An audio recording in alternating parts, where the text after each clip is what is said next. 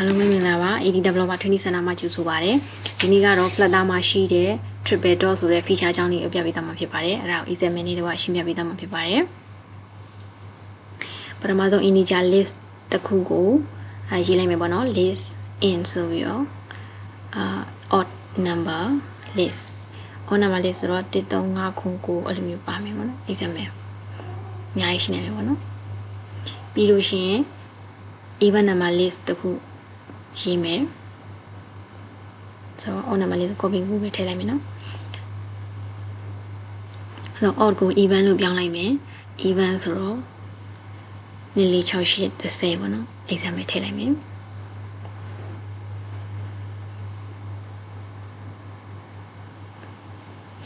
ပြီးလို့ရှိရင် list နှစ်ခုကိုပေါ့နော်လွယ်လွယ်ကူကူနဲ့ဘယ်လို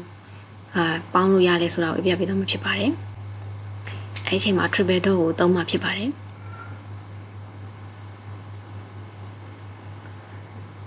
ဆိုတော့တူတော့ကိုထည့်လိုက်တော့ even နဲ့ odd နဲ့ပေါင်းလိုက်တော့ odd number list ဖြစ်သွားမှာပေါ့နော်အဲ့မှာ odd number list နဲ့ even number list ကို triple dot နဲ့ပေါင်းမယ်ဆိုရင် triple dot odd number list နဲ့ even number list ကိုပေါင်းပြမှာဖြစ်ပါတယ်ဆိုတော့ triple dot odd number list triple dot even number list ပေါ့နော်အဲ့ဆိုရင်တော့ triple dot လို့ခေါ်လိုက်ရုံနဲ့အဲ့ list ထဲမှာရှိတဲ့ data တွေအကုန်ပါလာမယ်ပေါ့နော်ဟိုမှာ triple dot odd number list လို့ပြောလိုက်လို့ရှိရင် odd number list ထဲမှာရှိတဲ့ data တွေအကုန်ပါလာမယ်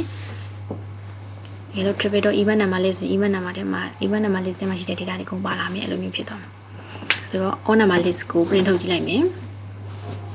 odd number list ထဲမှာဘာ data တွေရှိလဲဆိုတာကို print ထုတ်ကြည့်လိုက်မယ် print ဆိုပြီးတော့ odd number list ကိုထုတ်ကြည့်လိုက်ပြီး run ကြည့်လိုက်မယ်ပေါ့နော်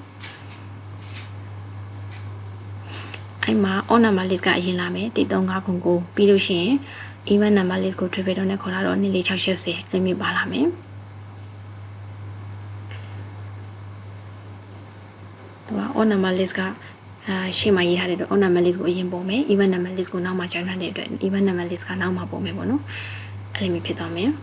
odd number list ထဲမှာ17နဲ့73ကိုထည့်ကြည့်လိုက်မယ်ပြီး run ကြည့်လိုက်မယ်အဲ့ဆိုရင်13509 1773အဲ့လိုမျိုးပေါ်လာမယ်ပြီးကြမှာ even number list က24680ပေါ့နော်ဒါကတော့ Flutter မှာရှိတဲ့ triple dot ဆိုတဲ့ feature ကိုလောလောကူဘယ်လိုရေးလို့ရလဲဆိုတာကိုပြပြပေးတာဖြစ်ပါတယ်အားလုံးကျေးဇူးတင်ပါတယ်နောက်ထပ်ဗီဒီယိုလေးတွေကိုလည်းဆက်လက်အားပေးကြပါဦး